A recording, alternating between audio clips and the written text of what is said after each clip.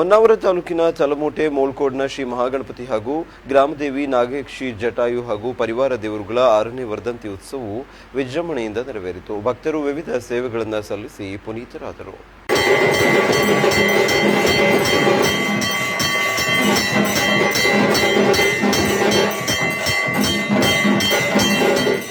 ಹೊನ್ನಾವರ ತಾಲೂಕಿನ ತಲಮೋಟೆ ಮೋಳ್ಕೋಡ್ನ ಶ್ರೀ ಮಹಾಗಣಪತಿ ಹಾಗೂ ಶ್ರೀ ಗ್ರಾಮದೇವಿ ನಾಗಯಕ್ಷಿ ಜಟಾಯು ಹಾಗೂ ಪರಿವಾರ ದೇವರುಗಳ 6ನೇ ವರ್ಧಂತಿ ಉತ್ಸವವು ಮಂಗಳವಾರ ವಿಜೃಂಭಣೆಯಿಂದ ನೆರವೇರಿತು. ತಾಲೂಕಿನಲ್ಲದೆ ಬೇರೆ ಬೇರೆ ಕಡೆಯಿಂದ ಬಂದಂತಹ ಭಕ್ತರು ತಮ್ಮ ಇಷ್ಟಾರ್ಥಕ್ಕೋಸ್ಕರ ಸೇವೆಗಳನ್ನು ಸಲ್ಲಿಸಿ ಪುನೀತರಾದರು. ತಾಲೂಕಿನ ಮೋಳ್ಕೋಡಿನ ತಲಮೋಟೆಯಲ್ಲಿರುವ ಮಹಾಗಣಪತಿ ಹಾಗೂ ಶ್ರೀ ಗ್ರಾಮದೇವಿ ನಾಗಯಕ್ಷಿ ಜಟಾಯು ಹಾಗೂ ಪರಿವಾರ ದೇವರುಗಳ 6ನೇ ವರ್ಧಂತಿ ಉತ್ಸವವು ದೇವಸ್ಥಾನದ ಪ್ರಧಾನ ಅರ್ಚಕರಾದ ಜಯಂತ್ ಅಂಬಿಕಾ ಅವರ ನೇತೃತ್ವದಲ್ಲಿ 2 ದಿನಗಳ ಕಾಲದ ಅವರಿಗೆ ವಿಜೃಂಭಣೆಯಿಂದ ನೆರವೇರಿತು.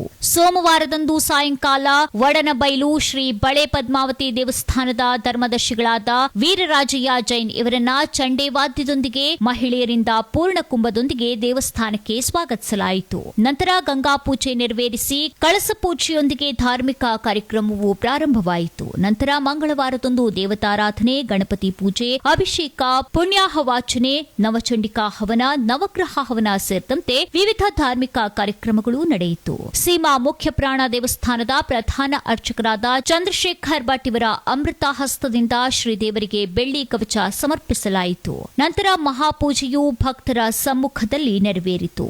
ನಂತರ ಮಾತನಾಡಿದ ಸೀಮಾ ಮುಖ್ಯ ಪ್ರಾಣ ದೇವಸ್ಥಾನದ ಪ್ರಧಾನ ಅರ್ಚಕರಾದ ಚಂದ್ರಶೇಖರ್ ಭಟ್, ಮೊದಲು ತಂದೆ ತಾಯಿಯನ್ನ, ಗುರು ಹಿರಿಯರನ್ನ ಗೌರವ ಕೊಡುವುದನ್ನ ಕಲಿತುಕೊಳ್ಳಬೇಕು, ಹಿಂದೂ ಧರ್ಮದ ಆಚರಣೆಗಳನ್ನ ಪಾಲಿಸಬೇಕು ಎಂದರು. ಮೊದಲು ತಂದೆ ತಾಯಿ ಕೊಡಬೇಕು. ತಂದೆ ತಾಯಿ ಸರಿಯಾದ ಸಂಸ್ಕಾರದಲ್ಲಿ ಮಕ್ಕಳನ್ನು ಬೆಳೆಸ್ತಾರೆ. ಮಧ್ಯದಲ್ಲಿ ನಾವೆಲ್ಲ ಕಲಿತಿದ್ದು ಅದನ್ನ ಚಿಮಣಿ ದೀಪದಲ್ಲಿ ಕಲಿತೀವಿ.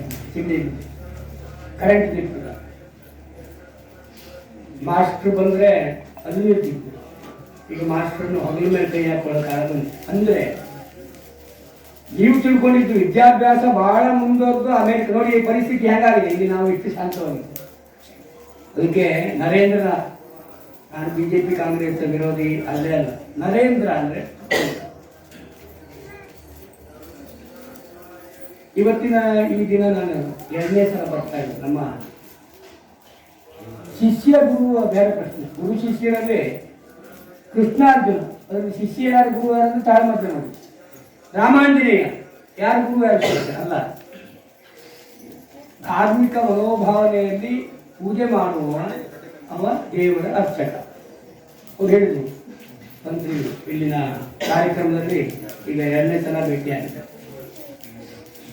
ಈಗ ಬೆಳ್ಳಿ ಚಿನ್ನಕ್ಕೆಲ್ಲ ಬಹಳ ಕಮ್ಮಿ ಆಗಿದೆ. ಅಂತದ್ರಲ್ಲೂ ಬೆಳ್ಳಿ ಮುಖವಾಡ ಮಾಡ್ತೀವಿ. ಭಕ್ತರಾದ ಕಮಲಾ ಮಾತನಾಡಿ, ನನಗೆ ತುಂಬಾ ದಿನಗಳಿಂದ ಸೊಂಟು ನೋವು ಕಾಣಿಸಿತ್ತು. ಯಾವುದೇ ಆಪರೇಷನ್ ಇಲ್ಲದೆ ಗುಣವಾಗುತ್ತದೆ ಎಂದು ಹೇಳಿದರು. ಅದರ ಪ್ರಕಾರ ಅಂಕೋಲಾದ ತೊಡೂರಿನಲ್ಲಿ ಹೋಗಿದ್ದಾಗ ಅಲ್ಲಿಯ ಔಷಧದಿಂದ ಕಡಿಮೆಯಾಗಿದೆ ಮತ್ತು ಇಲ್ಲಿ ದರ್ಶನಕ್ಕೆ ಯಾವುದೇ ಹಣವಿರುವುದಿಲ್ಲ. ನಾವು ಏನಾದರೂ ಕಾಣಿಕೆಗೆ ಹಾಕಬಹುದು. ಇಲ್ಲಿ ಹಣಕ್ಕೆ ಯಾವುದೇ ಬೇಡಿಕೆ ಇಲ್ಲ ಎಂದರು. ನನಗೆ ಈ ದೇವಸ್ಥಾನದ ಬಗ್ಗೆ ನನಗೇನು ಗೊತ್ತಿರಲಿಲ್ಲ. ಫಸ್ಟು ನಾನು ತುಂಬ ಕಷ್ಟದಲ್ಲಿದ್ದೆ ಇಲ್ಲಿ ಬರೋದ್ರೊಳಗಡೆ. ಅದನ್ನು ನನಗೊಬ್ಬರು ಹೇಳಿದರು. ನಾನು ಅವ್ರ ಹತ್ರ ಕೇಳಿದಾಗ ನನಗೆ ಈ ಥರ ಜೀವದಲ್ಲಿ ಈ ಥರ ಆಗುತ್ತೆ ಅಂತಂದಾಗ ನನಗೊಬ್ಬರು ಹೇಳಿದರು. ಈ ದೇವಸ್ಥಾನದ ಬಗ್ಗೆ ಪರಿಚಯ ಮಾಡಿಕೊಟ್ರು. ಇಂಥಲ್ಲಿ ಹೋಗ್ರಿ ನಿಮ್ಗೆ ಒಳ್ಳೇದಾಗುತ್ತೆ ಅಂತ ಅಂದಾಗ ನಾನು ಬಂದಾಗ ನನಗೆ ಅವ್ರ ಹತ್ರ ನಾನು ಹೇಳಿದೆ. ಅಂದರೆ ನನಗೊಂದು ಸೊಂಟ ನೋವು ಸ್ಟಾರ್ಟ್ ಆಗಿತ್ತು. ಅದು ನಂಗೆ ಗೊತ್ತಾಗಲಿಲ್ಲ. ಅಂದರೆ 2 ವರ್ಷ 4 ವರ್ಷ ಆಗಿದ್ದಾಗ ಅವ್ರು ಹೇಳಿದರು ಒಂದೇ ಮಾತು, ನಾನು ಹಾಸ್ಪಿಟ್ಲಿಗೆ ಹೋಗ್ಬೇಕಾ ಅಂತ ಕೇಳಿದಾಗ ಬೇಡ ನಾನೇ ಸರಿ ಮಾಡ್ತೀನಿ ಅಂತ ಅಂದರು. ಆಮೇಲೆ ನಾನು ಎಲ್ಲಿಗೆ ಹೋಗಬೇಕು ಅಂತ ಕೇಳಿದೆ. ಅವ್ರು ಹೇಳಿದ್ರು ಅಂಕೋಲದಲ್ಲಿ ತೊಡೂರು ಔಷಧಿ ಅಲ್ಲಿ ಕೊಡ್ತಾರೆ, ಅಲ್ಲಿ ಔಷಧಿ ಮಾಡು ಅಂತ ಹೇಳಿದ್ರು. ಈಗ ಎಷ್ಟು ವರ್ಷದಿಂದ ಬರ್ತೀನಿ? ನಾನು 6 ವರ್ಷ ಆಯಿತು. 6 ವರ್ಷದಿಂದನೂ ನಾನು ಇಲ್ಲಿ ಬರ್ತಾ ಇದ್ದೀನಿ. 1 ವರ್ಷನೂ ನಾನು ಮಿಸ್ ಮಾಡಲಿಲ್ಲ. ಪ್ರತಿಯೊಂದು ಯಾವ ಪೂಜೆ ಆಯಿತು ಪ್ರತಿಯೊಂದಕ್ಕೂ ನಾನು ಬರ್ತೀನಿ. ಹಂಗಂತ ಇವರು 1 ರೂಪಾಯಿನೂ ನಮ್ಮ ಹತ್ರ ತಗೊಳ್ಳೋದಿಲ್ಲ. ನಮ್ಗೇನು ಸೇವೆ ಕುತ್ಕೊಂಡು ಬೆಳಗನ್ ಸಾಯಂಕಾಲದ ತನಕನೂ ನಮಗೆ ಏನು ಅವರು ಕೊಡ್ತಾರ.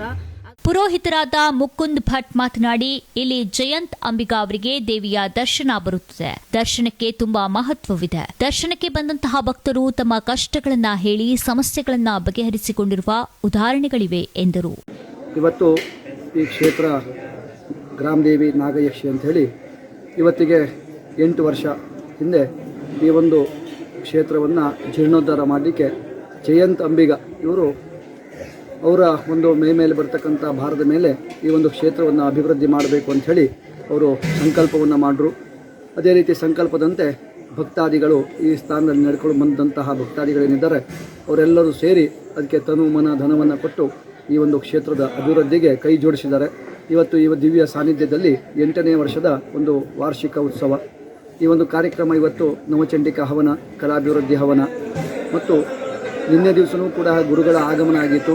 ಇವತ್ತು ಕೂಡ ಸೀಮೆ ಆಂಜನೇಯ ದೇವಸ್ಥಾನದ ಪ್ರಧಾನ ಅರ್ಚಕರು ಬಂದು ಇವತ್ತೇ ಆಶೀರ್ವಚನವನ್ನು ಮಾಡಿದ್ದಾರೆ. ಪ್ರತಿ ವರ್ಷವೂ ಕೂಡ ನಾವು ಈ ಒಂದು ವರ್ಧಂತಿ ಉತ್ಸವಕ್ಕೂ ಹಾಗೂ ಇತರೆ ಧಾರ್ಮಿಕ ಕಾರ್ಯಕ್ರಮ, ಮಹಾಗಣಪತಿ ಒಂದು ಚೌತಿ ಟೈಮ್ದಲ್ಲಿ ಗಣಪತಿ ನೀಡ್ತಾರೆ. ಅದಂತರ ಪ್ರತಿ ವರ್ಷವೂ ಕೂಡ ಮಧ್ಯದಲ್ಲಿ ಕೂಡ ಒಂದು ಕಾರ್ಯಕ್ರಮವನ್ನೆಲ್ಲ ಇಟ್ಟುಕೊಳ್ತೇವೆ. ನಾವು ಇಲ್ಲಿ ನೋಡಿದಂಥದ್ದು ಏನಂತ ಹೇಳಿದ್ರೆ ಈ ಒಂದು ಭಕ್ತಾದಿಗಳು ಅಂದರೆ ಇಲ್ಲಿ ದರ್ಶನವೇ ಮುಖ್ಯವಾಗಿರುತ್ತದೆ. ಹಾಗಾಗಿ ದರ್ಶನಕ್ಕೆ ಬಂದು ದರ್ಶನದಲ್ಲಿ ಪ್ರಸಾದ ತಗೊಂಡು ಅವರ ಕಷ್ಟ ಕಾರ್ಪಣ್ಯಗಳ ಬಗ್ಗೆ ಇಲ್ಲಿ ಸಂಕಲ್ಪವನ್ನು ಮಾಡಿಕೊಂಡು ಹೋದ ನಂತರ ಒಂದು 6 ತಿಂಗಳು 8 ತಿಂಗಳು ಒಳಗಾಗಿ ಅವ್ರದ್ದು ಬಯಕೆಯನ್ನು ಈಡೇರಿಸಿ ಅವರು ಬಂದು ಸೇವೆ ಮಾಡುವಂಥದ್ದು ನಾವು ನೋಡಿದ್ದೇವೆ.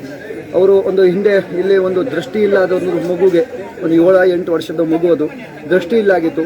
ಹಾಸ್ಪಿಟಲೈಸ್ ಎಲ್ಲ ಕೂಡ ಮಾಡ್ಕೊಂಬಂದದ್ದು. ಆದರೆ ಇಲ್ಲಿ ಒಂದು ದರ್ಶನಕ್ಕೆ ಬಂದು ಅವರು ಪ್ರಸಾದ ತಗೊಂಡು ಹೋದ ನಂತರ ಆ ಮಗುವಿಗೆ ಒಂದು ಕಣ್ಣು ಕೂಡ ಕಾಣಿಸುವಂಥದ್ದು ಕಂಡು ಬಂದದ್ದಿದೆ. ಅಂತ ಒಂದು ದಿವ್ಯ ಸಾನ್ನಿಧ್ಯ ಈ ಸ್ಥಾನದಲ್ಲುಂಟು. ಇನ್ನು 2 ದಿನಗಳ ಕಾಲ ದೇವಸ್ಥಾನದಲ್ಲಿ ಧಾರ್ಮಿಕ ಕಾರ್ಯಕ್ರಮಗಳು ನಡೆದವು. ಪಲ್ಲಕ್ಕಿ ಗ್ರಾಮದಲ್ಲಿ ಸಂಚಾರ ಮಾಡಿ ಭಕ್ತರು ಸೇವೆಗಳನ್ನ ನೀಡಿದರು. ರಾತ್ರಿ ದೇವಿ ಮಹಾತ್ಮೆ ಯಕ್ಷಗಾನವನ್ನ ಭಕ್ತರೆಲ್ಲರೂ ವೀಕ್ಷಿಸಿದರು. ಪರಿವಾರ ದೇವರುಗಳಿಗೆ ಭಕ್ತರು ತಮ್ಮ ಇಷ್ಟಾರ್ಥಕ್ಕೋಸ್ಕರ ಉಡಿಸೇವೆ, ಕುಂಕುಮಾರ್ಚನೆ ಸೇರಿದಂತೆ ವಿವಿಧ ಸೇವೆಗಳಲ್ಲಿ ಭಾಗಿಯಾದರು. ದೇವಸ್ಥಾನದಲ್ಲಿ ಆಗಮಿಸಿದ ಭಕ್ತರಿಗೆ ತೀರ್ಥ ಪ್ರಸಾದ, ಅನ್ನ ಸಂತರ್ಪಣೆ ಹಮ್ಮಿಕೊಂಡಿದ್ದರು. ವಿಸ್ಮಯ ನ್ಯೂಸ್, ವಿವೇಕ್ ಶೇಟ್, ಹೊನ್ನಾವರ.